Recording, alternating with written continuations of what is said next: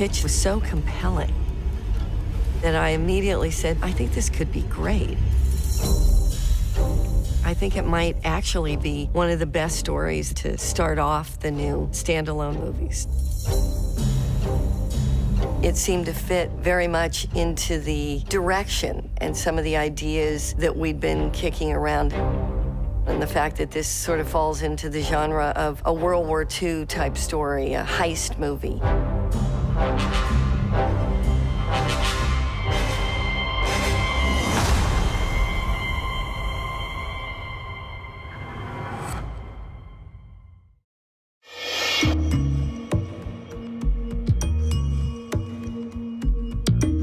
Coming up with designs that feel like they live within the original trilogy, but you haven't seen them before, is really, really, really hard. We were all sort of living in the shadow of Ralph McQuarrie, who designed the original films. He came up with so many great things. We were both very passionate about keeping it as Ralph McQuarrie as possible. I mean, I grew up with Ralph McQuarrie, so did Garrett. And basically, Ralph became the foundation for all of our design work.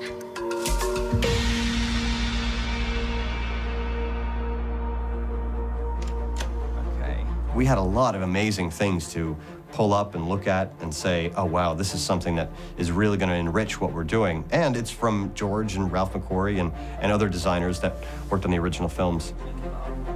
And to be able to take those and update them or realize them, I think was a very, very special part of this process that I think will keep us connected to the original movies in a way that we couldn't possibly do without that sort of reference to work from. The Star Wars design by Ralph is so meaningful because Ralph created shapes that became Star Wars, things like domes and circles. The Empire is, black and grays and with accents of red. All their forms are geometric shapes, hard angles. And the Rebels were all about earth tones, compound shapes, complex shapes.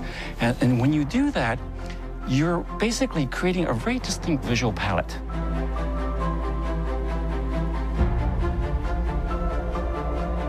So this is the final frame from A New Hope with a matte painting on the top. So what we're trying to emulate with our set is that long, narrow slot.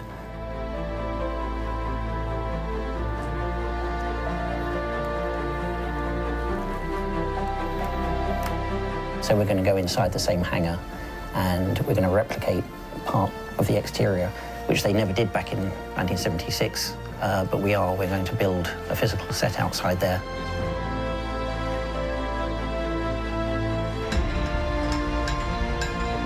We've had a lot of wiggle room regarding legacy sets.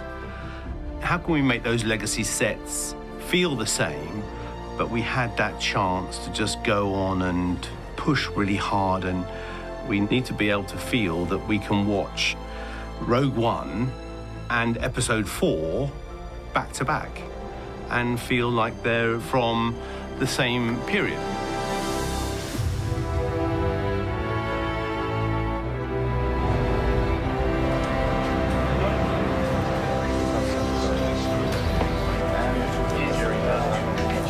Being mindful and respectful to what was originally designed in 1976 for the original Star Wars, and part of that was paying homage to the graphic designer John Whitney, which is those kind of classic spirographic visual imagery.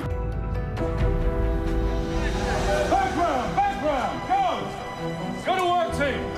Obviously, in an ideal world, every set we would build would be 360 degrees. You can shoot on probably 90% of it, but I think if we're clever in our shooting, you can shoot in most directions.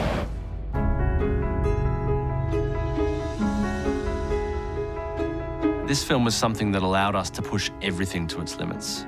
The technology, the story, the costumes, the production design, everything was pushed. And when you have that opportunity, why wouldn't you take that? Gareth likes to use this kind of like, I want the raw emotion to come through. I don't want to over-practice this and feel like I'm a rehearsed, somebody's just delivering me a rehearsed line. I want to kind of feel that, like, you trip, I catch it on camera. You stumble your line, I catch it on camera. He wants to feel like you're really in it. think that he has really great instincts about how to sort of, make this feel like Star Wars, but at the same time be bold and sort of take a fresh visual approach to it in a lot of respects, and certainly in the terms of the cinematography and the sort of visceral feeling of it, the immersiveness of it. Ready? Action! Hey, you just watch yourself. No. Sorry. We don't want any trouble. Sorry. Come on. We really owe Felicity a manicure after this. And a nice hair treatment.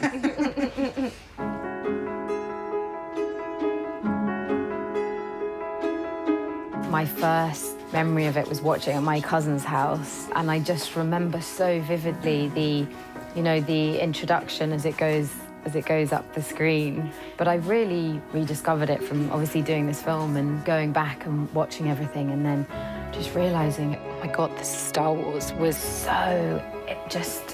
you could do a degree in it. It's so there's so much detail, and I'm constantly going onto Wikipedia and checking things and checking references and trying to work out the history and all the characters, and I have such affection for it.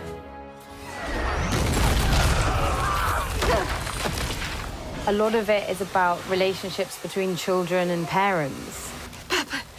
Papa, it's me. Because of this, Jyn hates the Empire. So whenever Jyn sees stormtroopers, she just wants to annihilate them.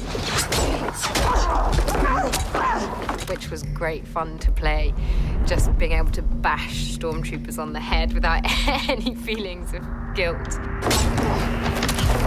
I love the chaos. I love it. Jyn, no!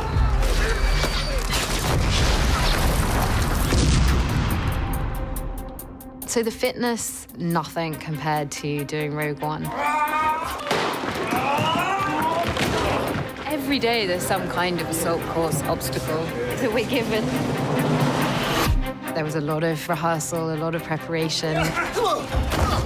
We're trying to create a situation where being thrown off balance can produce something spontaneous, to make that feel as real as possible, to make it feel like, that your heart's beating and you're actually in this situation. It's quite late in the day. There's been a lot of running around. Just gonna do some stretches. Action.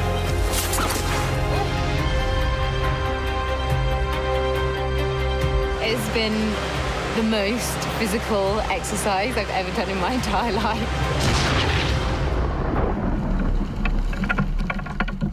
Because I want to cut back to this and see everything receding and disappearing. Felicity, apart from the fact she's a really great actress, she does make it seem so easy that you forget what she's going through sometimes. And as amazing it is to make Star Wars, it's also very hard. I used to, whenever I was thinking, I think I've got one of the hardest jobs in the world, I'd always stop myself and go, actually, Felicity's got the hardest job. Carrying a Star Wars movie, you couldn't ask someone to do anything harder. Here we are. Welcome to the set. There's a little bit when you're walking onto set, and it's an enormous set with hundreds and hundreds of people. You sort of have to tell yourself, come on, right, you can do this, because you're slightly quaking in your boots, literally in your army boots. Yeah, I'm very glad I had the chance to go through this journey with her, because this is something new for both of us. The size of this film can be very scary. And I was very lucky to have her next to me, always there to kind of grab my hand and go like, oh my God, here we are. Let's make sure we stick together. What happens when you're in it, you get so involved in what she's doing, and suddenly you have an out-of-body moment when you're just thinking, this is amazing. By the end of the film, Jyn actually forges true connections with the people around her. And even at the end of the film, when they are facing their death, there's a bravery in that because it's come through a connection with the people around her. And they've achieved what they achieve because they achieve it together.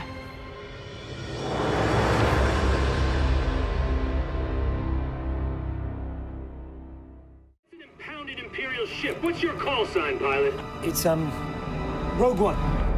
I loved Riz Ahmed in Nightcrawler. And as we were looking for a character for Bodhi Rook, I made sure to throw his name in the hat. He did a few auditions for us. He kept cranking out different versions of Bodhi. The security checkpoint is still manned. You said the alarm would clear them out. Well, it should have. They shouldn't.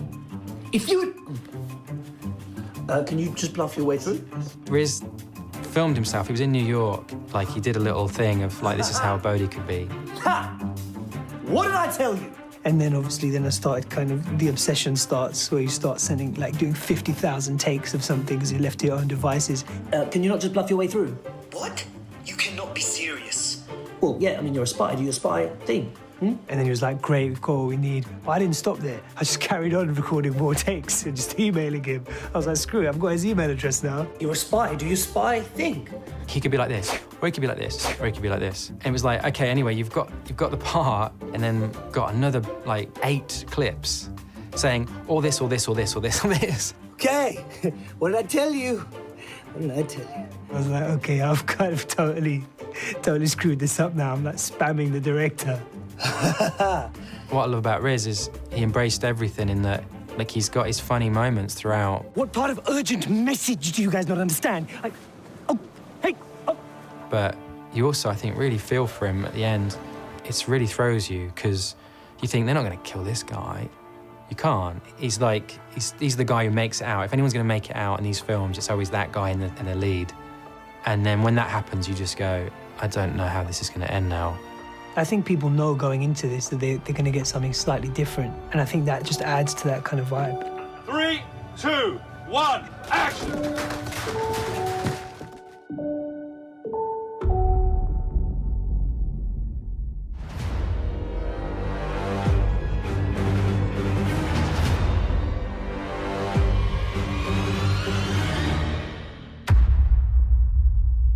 My first goosebump moment was actually in the camera tests. And then you hear, and you come around the corner, and he's there.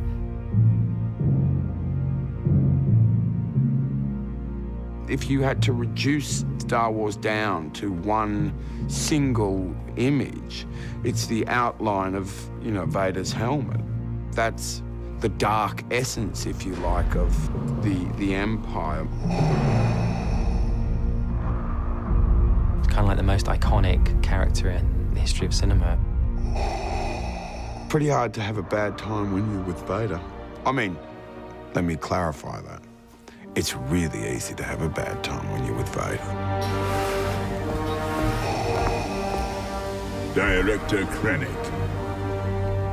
Lord Vader. As soon as you put him in a scene, that's all you want to see. It's like really hard to come back from that. You have to be really careful how you use him, because if you bring him in too early in the film, you sort of just want Vader for the rest of the movie. The Rebel flagship is disabled, my lord, but has received transmissions from the surface. Prepare a boarding party. Suddenly your brain is exploding with not only our film, but the other film, which is about to come to life. Open fire! The door that Darth Vader comes through in A New Hope, I got to film. You know, as a fan, that was an incredible experience. I can describe it in one word. Goosebumps.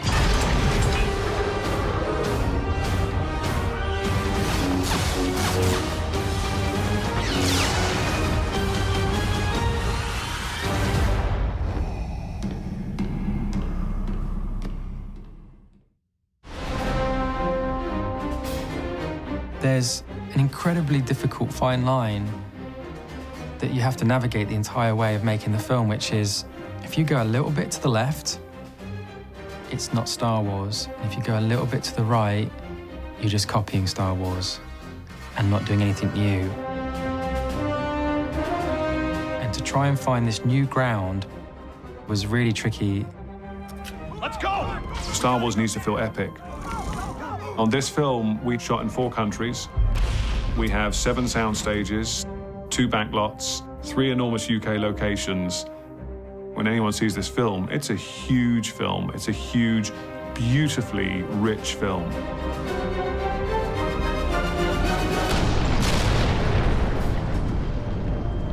You just want everything to feel like it fitted in. It wasn't just another movie.